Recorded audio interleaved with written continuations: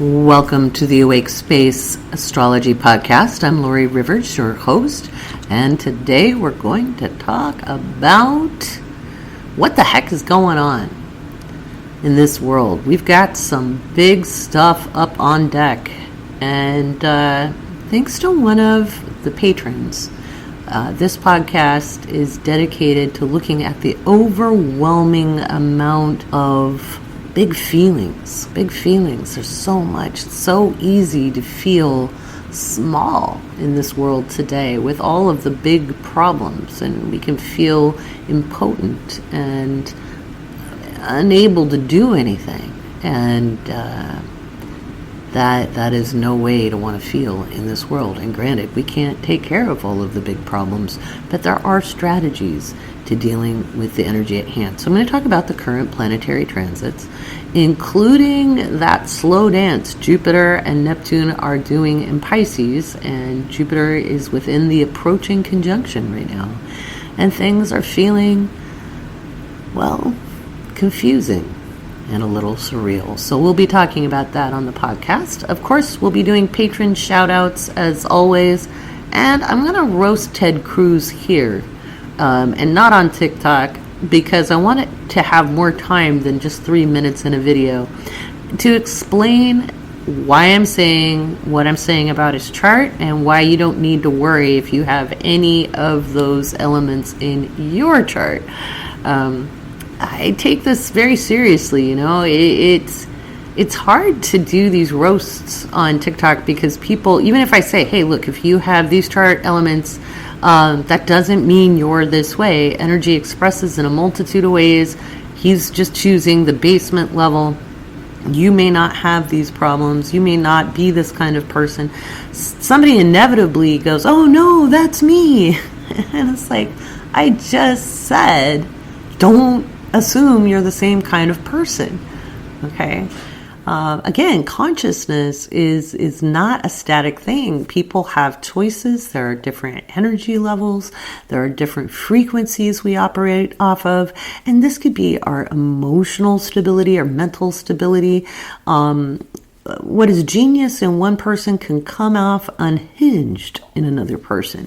So don't think for a heartbeat that if I mention an aspect in a prominent figure's chart that I find problematic, it doesn't mean it's problematic for you, okay?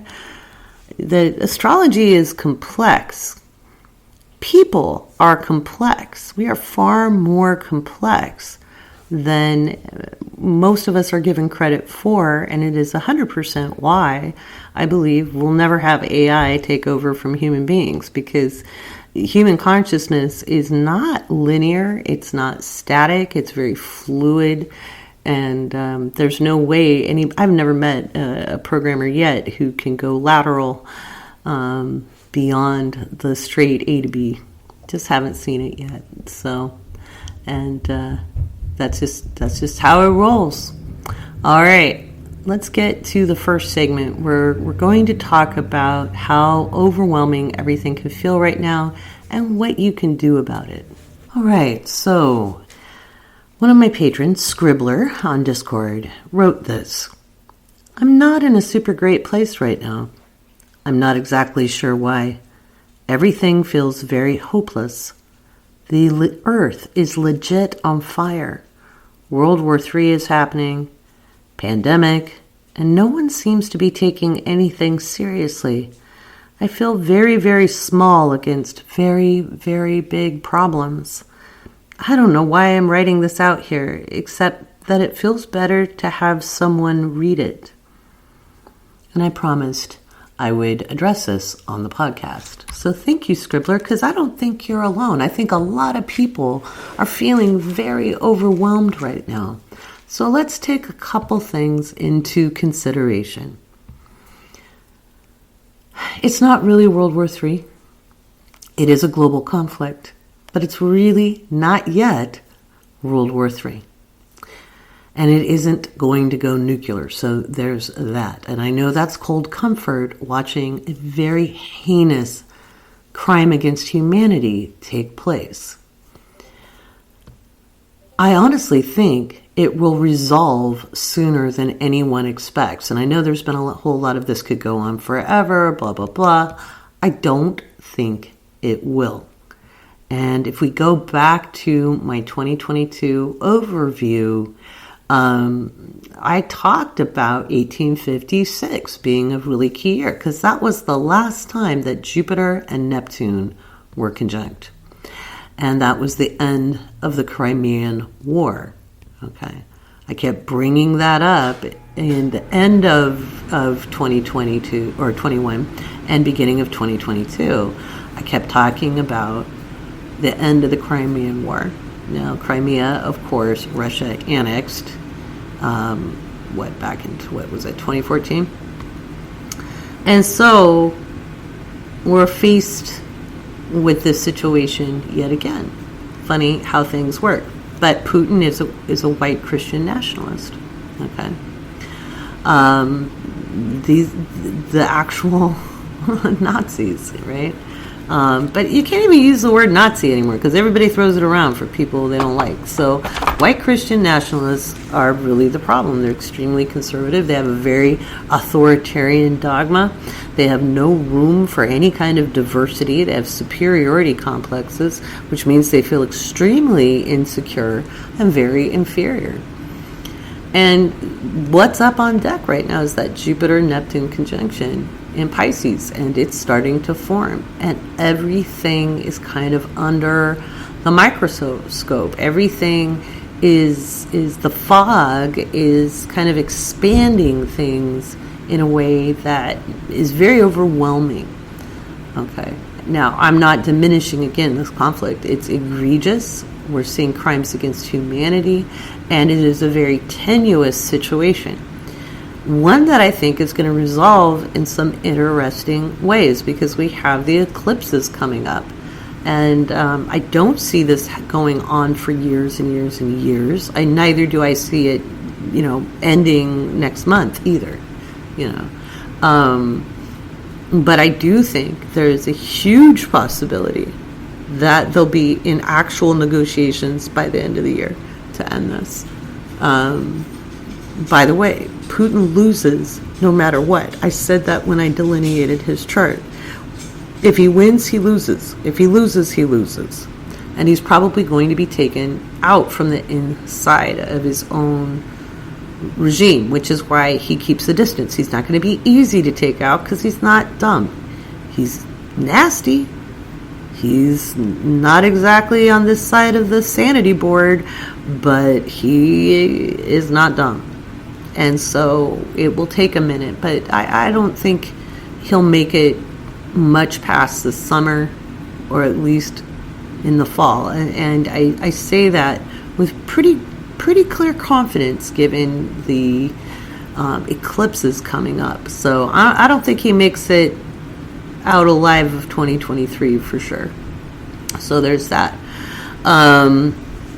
It is big. Climate change, that's a big one. We look at the historic level of storms we're having. And we look at how since the 90s, supply chains have been messed with in a way that we lost regional production of anything, whether it was food or electricity or water, etc. And we really messed with good, sustainable processes. So when we look at this big picture, it is indeed very overwhelming. Just today I was just checking some of the clips of the Supreme Court nominees hearing, and holy crapoly, like Ted Cruz is just showing his lunacy. Lindsey Graham showing his absolute grammar worm tongue evilness. These people are really showing their cards, and it can be overwhelming. She's getting grilled in a way that the last two nominees did not, and showing far more composure because she has to.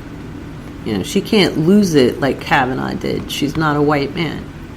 And it just, the disparity in our culture between those who have power and those who do not is being made very, very clear here. And if you call that out, they're going to go, oh, no, you're persecuting me. Yes, by telling the truth. So it's easy to feel overwhelmed. It is. It got my dander up today.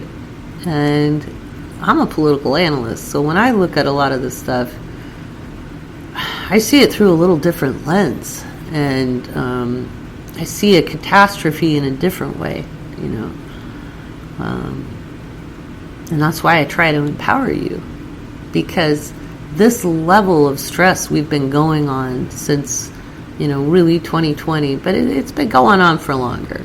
2020 kind of took everybody over the edge. Yeah. It's a lot. And it's okay to feel overwhelmed. And as I've been saying, the one thing that gets us through 2022, I've been saying it since December of last year. You got to have hope. There's got to be some kind of hope. And I think that's why you felt better putting your concerns in the Discord, because you knew someone would read it. You knew someone would go read what you had to say. You weren't voiceless there. You're not unseen. And even that little bit of being seen, where it seems inconsequential because it's a Discord server, right, for an astrology group, how important could that be? Pretty damn important if you feel seen and heard in a world that doesn't seem to listen. It doesn't take a lot to foster resiliency, and resiliency is not strength. Resiliency is the ability to bounce back and adapt to life after challenging circumstances. No one needs to be stronger. They do need to be adaptable. And that's what we're all looking at. And right now we've got Mars square Uranus, and it's crunchy. It's very crunchy. We have Mars in Aquarius saying, hey, we need to change, butting up against Uranus saying, oh yeah, we need to change. And they're coming from different angles.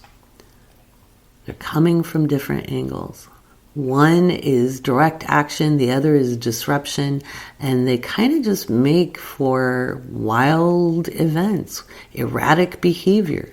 Over the next couple of days, I think we're going to see a lot more erratic behavior and erratic weather as well. It's easy to want to pop off and get mad and shout to the rooftops.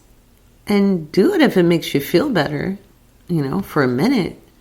But if it's at other people, just understand they're going to be just as erratic. That's why I wrote what I wrote in the horoscopes for the moon in Sagittarius. Because that moon, starting tomorrow, March 23rd, is going to be empowering Mars. So we're probably going to see some fisticuffs out there. We're going to see some rumble. We're going to see some people getting up in each other's faces. And there's going to be some impact economically from this. This could happen at a shopping mall. This could happen in places of business. We could see some really weird stuff going on. And the thing is that the news media has everything locked down so much, it's hard to get news. I subscribe to Reuters, that helps, but they still just cover the big stuff. And then I do really weird Google searches to find headlines that don't have to do with the 5 stories they're keeping our eye on, just to see what else I can see in the news, because the good-sized stories that would have made national headlines are getting buried right now. And when you look at, the war on women has been going on far longer than Trump. People forget what was going on in the Bush era in the 2000s. And really since Reagan, they've been trying to overturn Roe v. Wade. And everybody's made it an abortion issue. But really what it is it's an actual women having autonomy issue. It's not about a fetus. It's all about whether women are property and chattel. And we really can't afford these laws to hold. We can't afford these lawmakers to stay in office. We cannot. People are really entitled to believe what they want to believe, but they don't have the right to codify it into law and impose that belief onto other people. So, yeah, we can't take on all of the issues that are going on right now. We can't, as one individual, tackle all of the big problems. And it's super easy to feel really small. And I get you. I go there too some days. And it really hurts. But we can collectively make a difference. That's why I put information into the social action thread. And in fact, I put up an organization that helps progressives run for office. And they're urging you to do the same darn thing I've been telling people for years. Run for local office. Run for local office. Run for the dog catcher. Run for public utility districts. Run for local offices. And let's see if I can find the name of that organization. I'm just checking Discord here.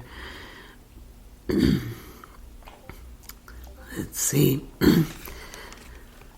It's called Run for Something. Okay, and you just go to runforsomething.net. So Run for Something recruits and supports talented, passionate young people who will advocate for progressive values now and the next 30 years with the ultimate goal of building a progressive bench. And we really do need progressives running.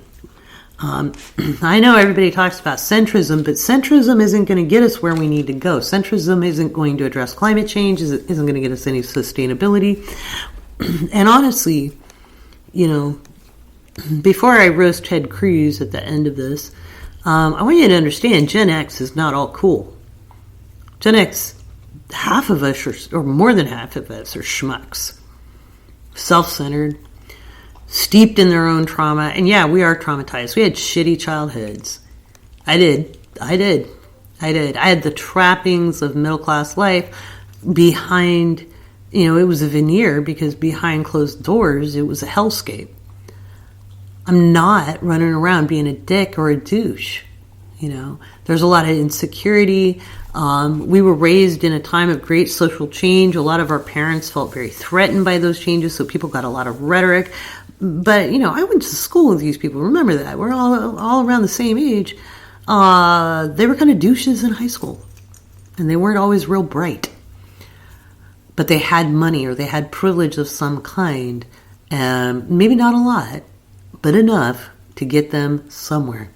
And they are very insecure people. And they are mean when they are insecure.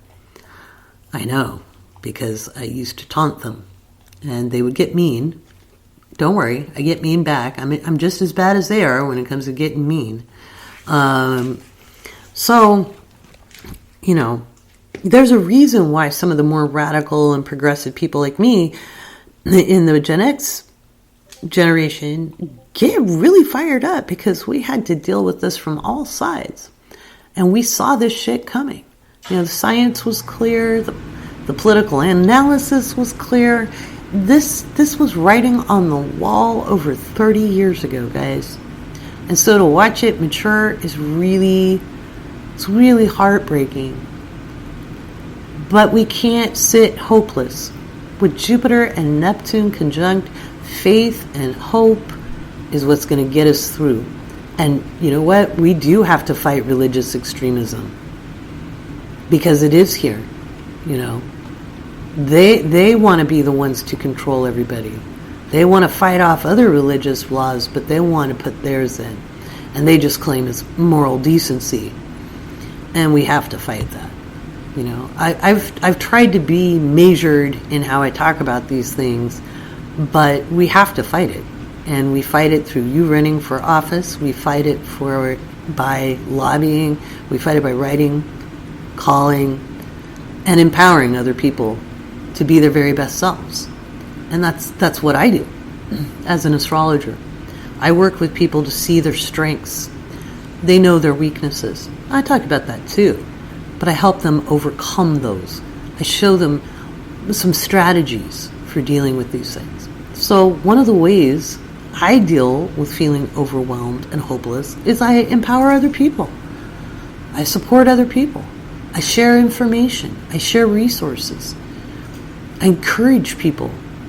Because I also know from a metaphysical level that consciousness, the collective consciousness, can be tipped over to a more optimal space with just a handful of people who don't disenfranchise themselves, who gain more confidence, who are more self-loving. Remember, what have I been telling you? The most radical thing you can do right now is love yourself. And if the word love doesn't work for you, just acceptance, radical self-acceptance. Not making excuses for yourself, not saying, oh, well, I'm trying. No. Yoda said it. There is no try. Do. Stop trying. You don't need to make excuses like, well, I had a hard day. Everybody has hard days. You say, I'm getting back up. Speak in positive ways, not ways that gives yourself an out. We don't have time. We don't have time to luxuriate in bad headspaces for too long. You know, we can go there. We want to recognize it. I'm not saying, think positive. No, but think productive. Think effective. Think, what is the outcome I want? And who do I need to collaborate with to get there? It's essential. It's essential. That's why I'm creating community spaces. That's why I'm creating spaces for people to have dialogue from a variety of directions. And what's really important is that people need to check their insecurities and not always be defensive. If there's a miscommunication, give it a second. Take a breath. Don't just react or expect people to be persecuting you or coming at you.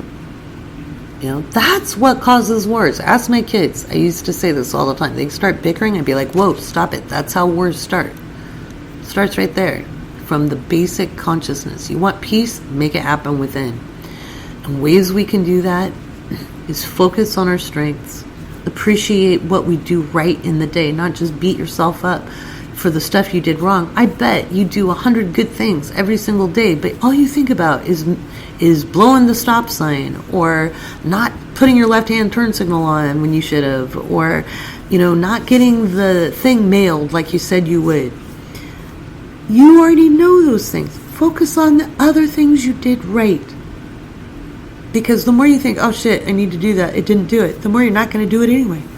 Because you're sending your brain signals of don't do it. Your brain is going to do what you tell it to do. That is neuroscience, okay? It's neuroscience. So, how do you deal with this big overwhelm? You feel it when it comes up. You just feel it when it comes up. It's okay to have a good cry. It's okay to look at the world and go, oh my God, haven't we got it figured out yet? What the fuck is wrong with people? It's okay to feel that way. And then you get up and you take a deep breath and you put one foot in front of the other to make a difference. I've done that my whole life. There's so many times it would have been so much easier to just lay down and give up. But we can't afford that right now. Today I had the privilege of reading for a 16-year-old young lady whose mother had arranged a reading for her, and I thought that was really cool. I thought that was really cool that her mom did that. And when I'm reading for young people, I read charts and I don't swear. I watch my potty mouth. I read charts and I don't swear in a positive way. I want to highlight their strengths and encourage them. And this person had a really remarkable chart. And I emphasized that she was not to tone down her ambition. Now, I do that a lot of times. Anytime I see markers for ambition in a young woman's chart, I tell them, don't you dare dim your light. We need you to be ambitious. We need people like you making a difference now. And I also told her You don't need to wait because you're the present. You're not the future. We need everybody being as active as possible. So if you're inspired to take action, do it. It's important. It's very important. And then I had another young woman not right into her Saturn return, and she hasn't got there yet, but empowering her as she moves through her struggles and is doing great work. She's doing a lot of cool stuff, but it's hard when you come from trauma, you know. And so many talented people have faced a lot of obstacles, and it's easy to feel burdened by the weight of the world and the situations in the world and the instability in the world. It's easy to go there. It's easy to feel that way, you know. And yet, we didn't come here for a perfect life. We didn't come here for everything to be easy.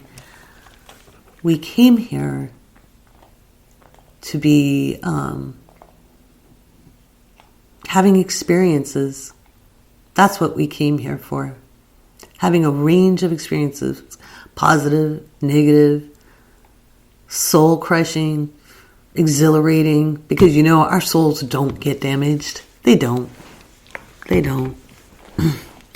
That is a concept created to control people into living substandard lives, to prop up people who want to control them. Our souls just come here for the ride. They're always shiny. They're always clean. They're always whole. It doesn't matter what you've done. That is your personality. But your soul, it's part of the universe. It's atomic. It's made of quarks and neutrinos and other particles. Those aren't ever imperfect. I know you can hear Malcolm.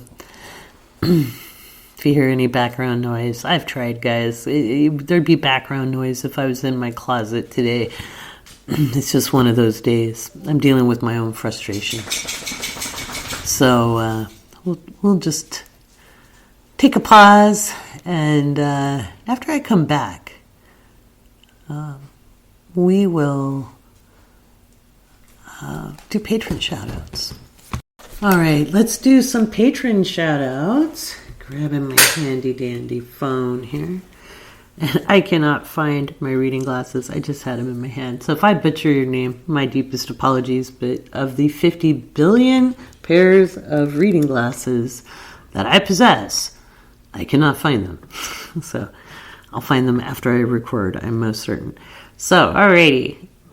Once again, I want to thank each and every one of you, even if you're mentioned or not mentioned, because you make this happen. Without you, there is no podcast, there's no TikTok videos, there's no horoscopes. Thank you. Thank you. And for right now, just so you know, the only discounts I'm offering are to patrons. So you get 20% off readings. There's a special scholarship going on where you save $300 on the astrological transits for beginners, which will teach you the difference between your natal chart and transits, how we look at those, what the planets mean in transit, and how to identify that transit as in relationship to your own chart, and some basic meanings. You're not going to be an expert, okay? Because this takes a lot of study, and if you just started reading your chart, you can kind of identify where everything is. This will be enough to keep you busy for a while, okay? Astrology is a field of study that takes a lot of time and a lot of study. Nobody's going to be an expert after looking at it for a year or two, okay? I don't care how many books you read from Barnes & Noble, all right? That's just going to say it. Alrighty. So, thanking Julie, Pusil, Meg of the Wild, Kim, Alana, Trevor, Jack, Lisa, Maria Isabel, Kenna, Ashita, Sitlali, Julia, Savannah, Katie, Val, Leah, Maria, Jennifer, Ashley, Technobliss. I love that. Veronica, Marissa, Albany, Ingrid, Trudy, George, Katie, S. Leanne, Anna, Regine, Sarah, Warkanya, Tracy, Chantal, Denny, Allison, Shelby by the Shore, Andy, Lizzie, Elizabeth, Ayana, Diane, and Rebecca. Thank you guys for being members. Thank you for being patrons. I really appreciate you. I want to give big shout outs to the mods. Big thanks to the mods. The moderators are super awesome. We've got Casey, Rita, Chris, who's absolute, Yogi Hannah, Moo Jen, Shane, and Molly, and Kathy, who is Sister Luck.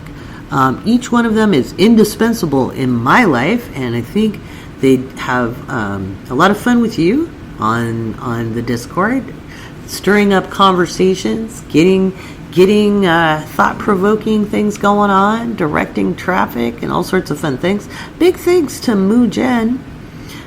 Jennifer put in our bot, Me6, and we can pull tarot cards now. And I think people are having a lot of fun with that. You can also see your server ranking, which just means how much you post. Okay?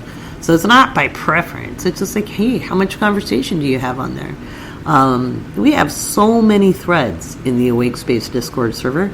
All patrons get memberships, so make sure that you check out the articles on Patreon if you just joined, because I just sent out a reminder, including guys, for the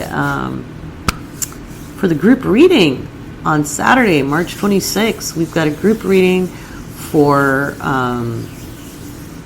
the Make Your Magic. So how you can use that Jupiter-Neptune conjunction to your advantage. Yes, to your advantage. That's what we're going to be doing. Yes. Okay, and by the way, it's all fixed now. So if the code wasn't working for you, it's fixed now. Thank you to Riley for letting me know. I had it attached to one of the other sessions that's passed. So that's all fixed up now. There's so many changes we're making. Like, I'm getting the new website done. We're getting the mystery school done. That has its own website. There's a lot going on in the background, guys. And that's why I'm only giving patrons discounts right now, because I'm just kind of controlling the flow of readings that I can take on and get this other stuff done so I can finally delegate. There's just a bunch of stuff that needs to get out of my head first so that it can go to the people working with me on it. They're kind of waiting. Ha ha ha. Ha ha. All right. So here we go. What's up next? Oh, we're gonna tear apart Ted Cruz, because I want to, and this is my podcast. And Eddie Munster's half brother. That's what I'm going to say. Eddie Munster's half brother. God, I can't stand him. I'm going to go look for my reading glasses so I can do this with limited distraction. So we'll be right back, and we'll tear apart Ted Cruz's chart. Remember, if you have anything in common with him, it's not about you. We're tearing him apart.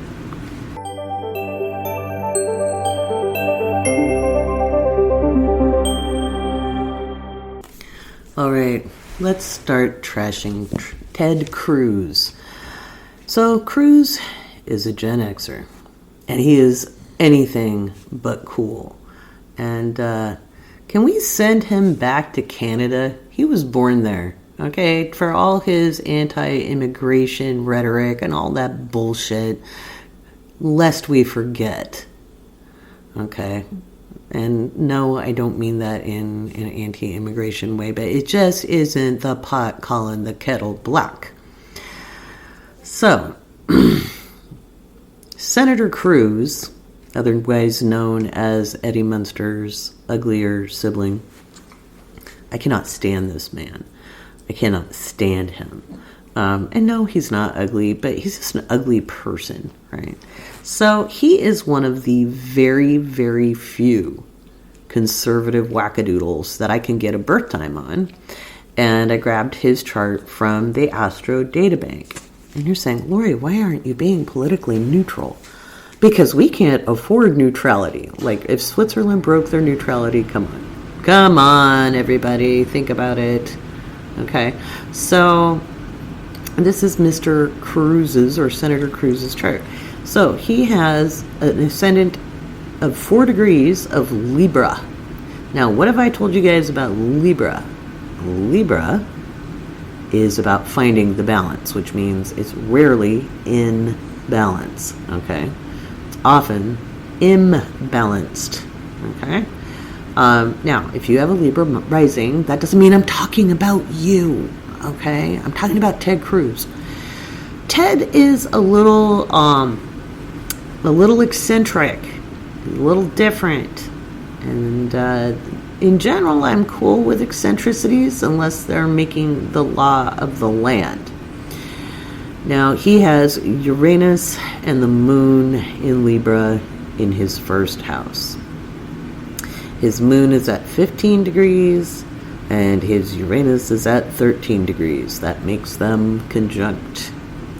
Now, if you have your Uranus and your moon conjunct, that does not mean that you are the same as what I'm going to say about this person. This concerns me when I look at a lawmaker, okay? Because he is not impartial. He is a loose cannon, and that Uranus, that disruptor bit, is a deep and abiding concern. And he's a bit unhinged, not gonna lie. He's got some really strange ways of putting himself out there, and he's paranoid on one hand, and he's a bit of a zealot on the other, and that's a concern. I would see this in a chart of a kind of a revolutionary or a terrorist. These are people with strong beliefs. This is that first house combo, right? And when I look at what's ruling Libra, I go to Venus in Scorpio, and he's got Mars in Scorpio, so he's very defensive. He sees attack everywhere. He's paranoid. This is a problem in a lawmaker. He is unable to be impartial. And he's got a Capricorn Mercury, which I would say, hey, that's a saving grace. And it's why he became a lawmaker, okay? Because he likes rules. But it's square that Uranus and the moon.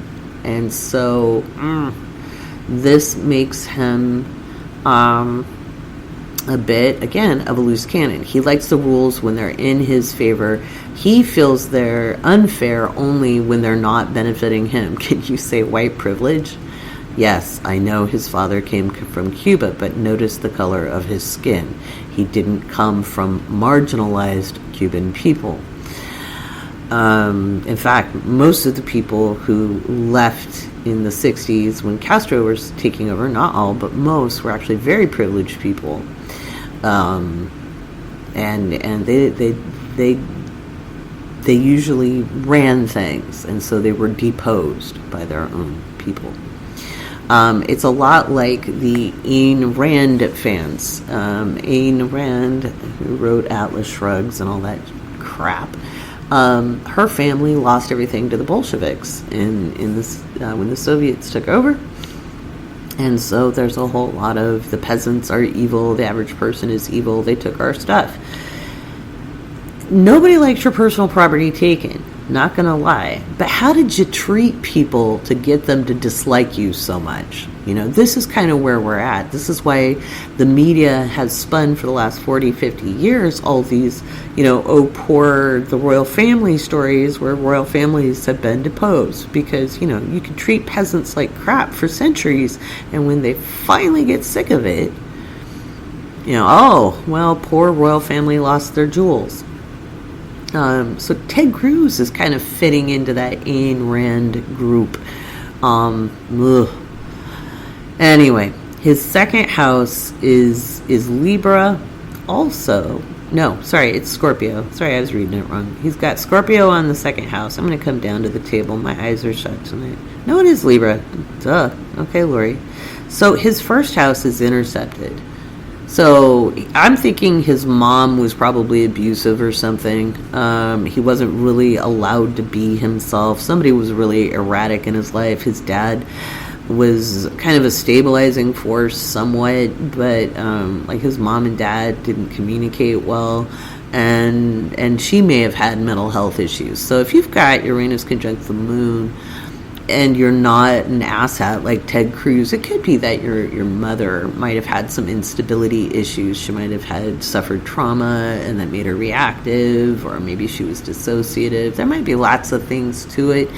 You can't just look at an aspect like Uranus conjunct the moon and diagnose anything, okay? You can't. But it will show emotional reactivity, okay? And in Libra, it's going to all go down to what seems fair or unfair. You know what's really sad about this chart is he could have been an amazing leader for social justice. He could have been a really inspiring and transformational figure. Instead, he's a dick. Point blank. Instead, the man is a dickhead. And am I being impartial? No, I'm fully roasting this chart. I don't even want to be nice. I'm so sick of this guy. I haven't been able to stand him for years. By the way, I'm not a Democrat either. I can go into roasting Democrats too. I think they're a bunch of corporate shells. Okay, don't get me started on Maria Cantwell from Washington. I lived there for a long time. Ugh. They're not a whole lot different, but this guy is dangerous, and he's exceptionally dangerous because of that Uranus moon conjunction in the first. He wasn't ever allowed to fully express himself. That's why he's awkward AF, and he finds his self through putting himself in positions of power. His second house, even though it starts in Libra, let me just double check. Yeah, ends in Scorpio. So his second house, he's kind of full of himself. It's interesting. Like, regardless of what he went through with his parents, he decided he was, a gift from God. He's got Mars, Venus, and Jupiter in Scorpio. I bet he has plenty of dirty money. I think if you did actually an investigation on his finances, you would find some very interesting paper trails that he has perhaps not uncovered. I think he's probably heavily invested in real estate and real estate investment. I don't know. I haven't looked into his history, but I would guess that that's something there. And I bet he has some mob money or some people who are nefarious funding him. He's certainly in bed with some strange bedfellows. But he decided, he managed to think highly of himself, so that's where he's gotten to there. Self-esteem was not his problem. He is the epitome of white fucking privilege. Okay? And yeah, I'm white. I have privilege. I get it. But, we really need to nip it in the bud. I've talked about this on other episodes. We need to hand the mic to people who need to have a voice. We don't need to champion. We don't need to be social justice warriors. We need to hand the mic over. We need to empower people however we can. And if that means take a back fucking seat, that's fine. That's why I think it's absolutely abhorrent that he brought up, critical race theory. It was such a racist move. It was such a bullshit move. And I'm going to butcher her name. That's why I haven't been mentioning her name. I'm going to have to hear it 15 times, and that's on me. You heard the way I read the Patreon names, okay? I can get Jennifer wrong. So, Judge Jackson, because I would prefer to give her title. Judge Jackson has been scrutinized already more than Kavanaugh was. Kavanaugh was given a pass. He was allowed to lose his temper. She was not. Why is that? Because she's black. She can't afford to lose her temper. And it's unfortunate. It is unfortunate because she is an extremely, excessively qualified person, and she's certainly more qualified in law than any of the lawmakers there. And bless her. Bless her. I bring this up because it is really and truly obvious that Ted Cruz, in his chart, it just shows how biased he is. Now, I can't see in the chart that he's a racist, but I would always know that somebody with these placements on the lower end of how they behave would be very biased and very self-defensive, which if you're biased and you're self-defensive, then you probably deal with isms, so that's a bit of a thing. It's interesting. He's got Neptune in Sag. He's one of those early Neptune in Sagittarius people. It moved out of Scorpio into Sagittarius in 1970. He's just a year younger than me. What a twat. Anyway, he speaks about belief.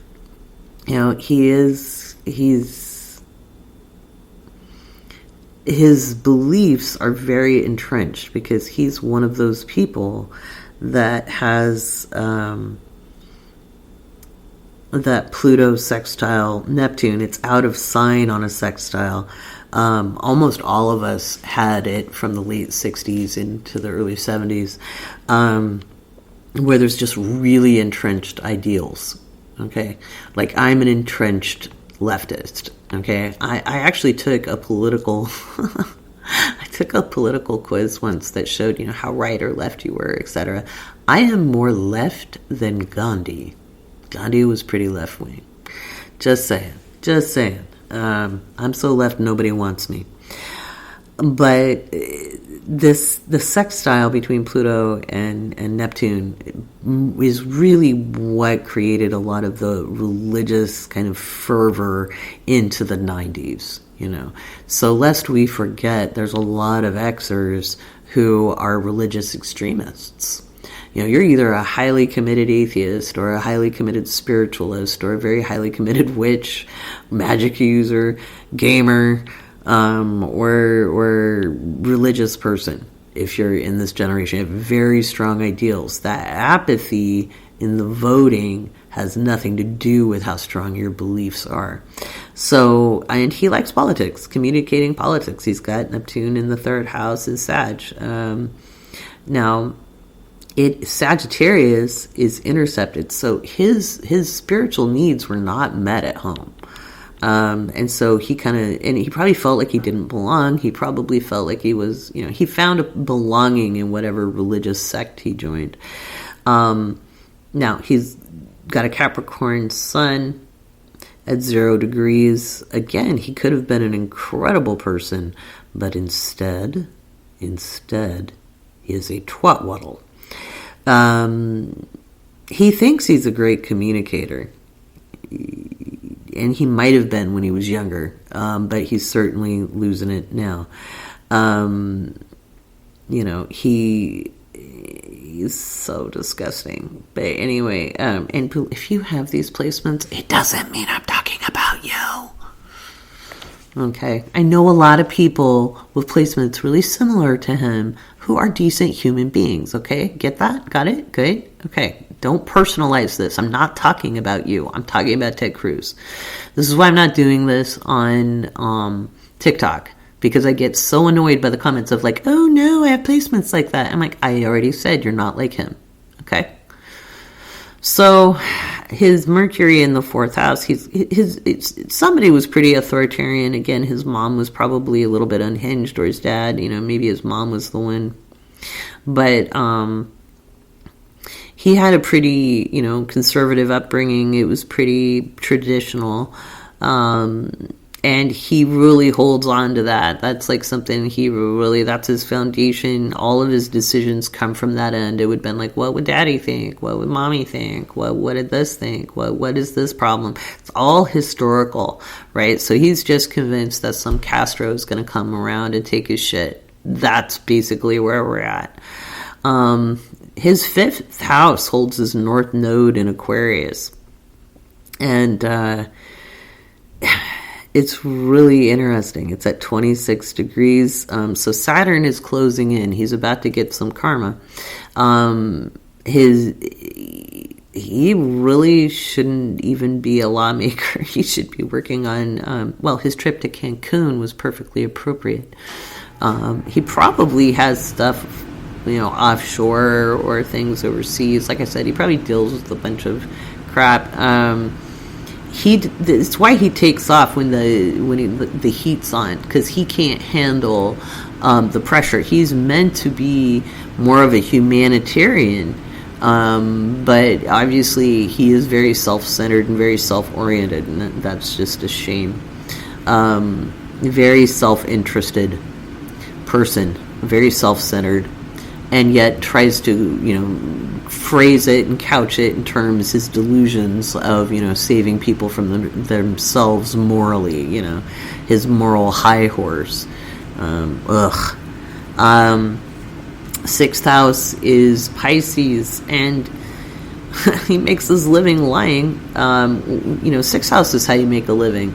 And no, not everybody with the 6th house is going to lie for a living. My very, very best friend in the whole wide world, Kirsten Soga, who you will meet at the mystery school. I love her. She's one of the most loving human beings I know. Okay. She is a Libra rising with her 6th house in Pisces. I know she doesn't mind me saying it, but, talk about a completely different story. But, yeah. So, since his Neptune is in Sag, it's not a big surprise. He's worked in politics and legalities with Libra there, because Libra is about justice. It doesn't always mean you get justice, but it's how justice gets brought to fore. That's why Sag and Libra happen to be legal signs.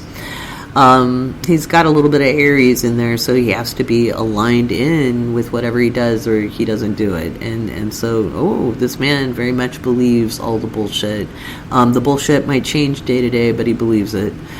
7th house is Aries. Everybody wonders why he didn't care what Trump said about his wife. Well, because he's really just married for his own convenience, for what he gets out of it.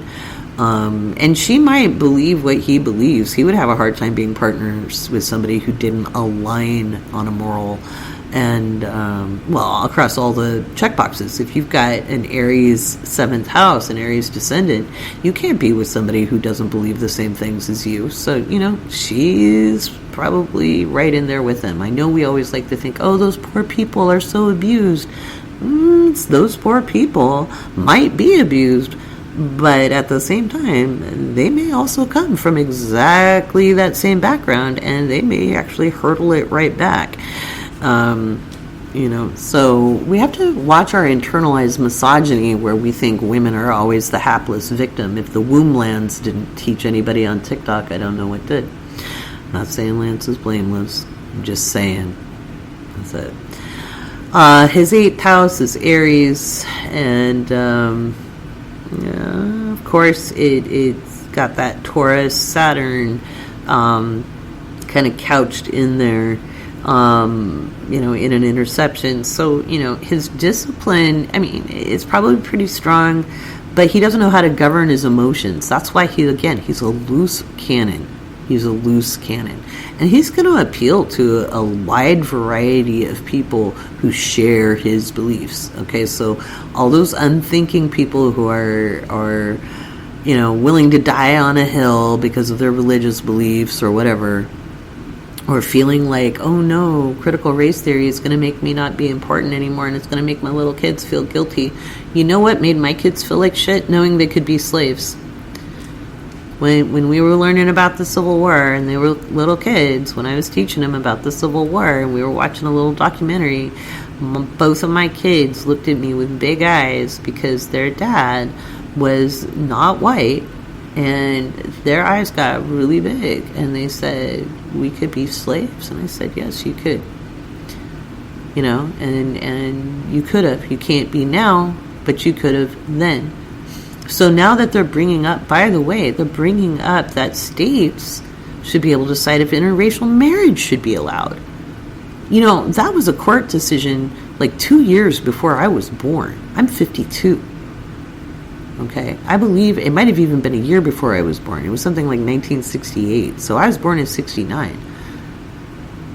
Just a mere 22 years before I got married to my late first husband, the father of my children.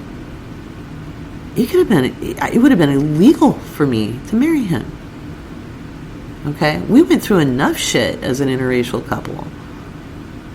The names we'd get called in both Britain and the United States. It was not pretty.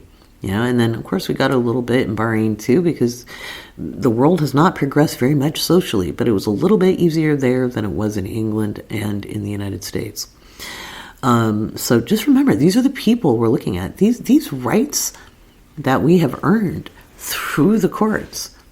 You know, and Ted Cruz wants to trash them because he feels insecure, because he's really afraid to lose his privilege because his family already has. He is running on a generational fear, okay, generational restriction, because his family had to leave Cuba. All right, those early immigrants, I'm not talking about recent times. I'm talking about when Castro took over. The people who left then were the people who had power and money. You could look up Desi Arnaz talking to Johnny Carson about why his family left Cuba when he was a kid, or a young person. And he was kind of blunt about it. Like, my family had the town sewed up. We were kind of important, and, you know, we lost everything. But, you know, that's how it goes. He was pretty philosophical about it. He got it. But Cruz kind of hangs on to, you know, the whole, oh, don't lose your privilege because they'll turn on you. No, they don't turn on you if you don't treat people like shit. You treat people well, they treat you well. You treat them like shit, guess what happens? They get angry. It's pretty historical, actually. The ninth house is, get my picture up here. There we go. His ninth house, also, it starts in Taurus. He's very stubborn about what he believes, but man, he flip-flops with that intercepted Gemini. He's not really, he doesn't honestly know what he fucking believes. He just holds on to whatever makes him feel safe in the moment. And then the nationalism comes up in the 10th house. It's Cancer, and it wouldn't matter where he was. He'd be a nationalist wherever he was if he had power, because Cancer rules nationalism. It's cronyism. It's family. It's belonging of like groups. And so, you know, and hey, I'm a Cancer, so don't think I'm dissing on Cancer. I'm a Cancer sun, okay? But in when we're looking at what rules what, that's what's there. He could be a family man if he allowed himself to be, but you know, except for the dog that he left during a power outage to freeze to death.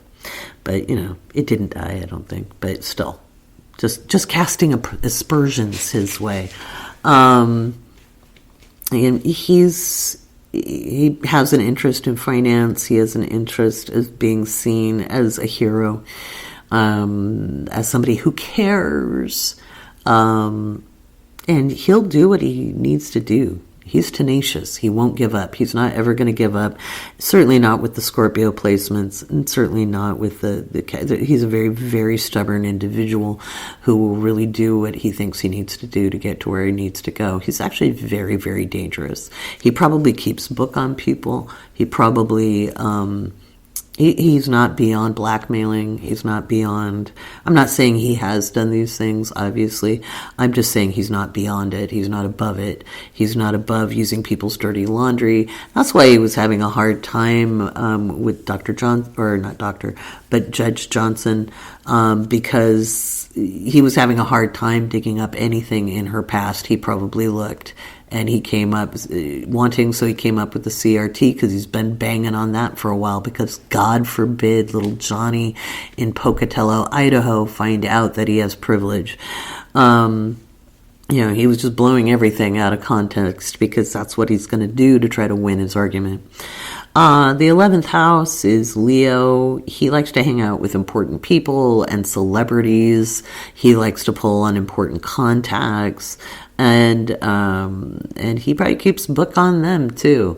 He likes to be associated in the limelight. All press is good press to him. And then his 12th house is Virgo. He is an extremely insecure man. He has a lot of anxiety. He's almost paranoid. Now, if you have Virgo 12th house, that isn't necessarily the case. You might have a lot of anxiety. In his case, we see it through the way he speaks, the way he makes accusations. If you saw the way he was at the Bozeman airport, don't you know who I am? And just flipping out like they cared. They had to call police because they're like, dude, you're a dude. No, we don't know. And that's like his biggest fear is nobody knowing or seeing him being unimportant, being one of the plebeians, being one of the peasants, because he's so worthy and deserving of power and structure. So that is my take on Ted Cruz. He was born in Alberta. I mean, his politics line right up with that province. They can have him, right? Can't we unelect this man somehow? God, if you live in Texas and you live in his district, vote him the fuck out, please. He is a scary, dangerous human being. There's nothing scarier than somebody who believes they're going to lose something that is something they're very attached to. It's like cornering a wild animal. You're going to be in trouble. And if I don't know anybody who would be listening to me anyway who would like that man, but he is a misogynist twat on top of it. So obviously his racism, man, he didn't even need to check his skirt. He wasn't even wearing one. He was wearing the slip of racism today. And he'd be like, yeah, but his dad was from Cuba. Yeah, they're white. Okay. They're white. My family came from Mexico and helped found San Francisco. They were still white Spaniards. Okay. White privilege is a thing. All right. So there we go. You got to admit when you've got it, okay? And it's not something to glorify, and it is something to say, hey, I've got this, and I can use it in a way to lift other people up. Man, I just cannot stand that man. Now, I had some good news on transits. He's getting slammed by eclipses. So if he pisses off the wrong person, and I believe he probably already has, he has to deal with those eclipses smacking right into his Venus and Mars. I think he's going to lose some money, or he's going to get blackmailed. Somebody's got dirt on him. And things are going to come to light after the eclipses throughout this year. So if we don't hear anything by summer, we'll hear about it going into December, or around election time. But I don't think he's up for re-election this year. Is he? Or maybe he is. I think I saw something. Let me look at Ted Cruz election. Let's see. Yeah, let me just ask it. Oh, that was the better question. Is Ted Cruz up for re-election?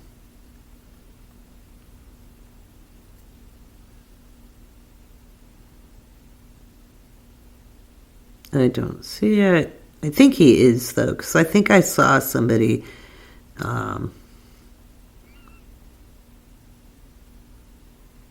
Yeah, I just don't see it.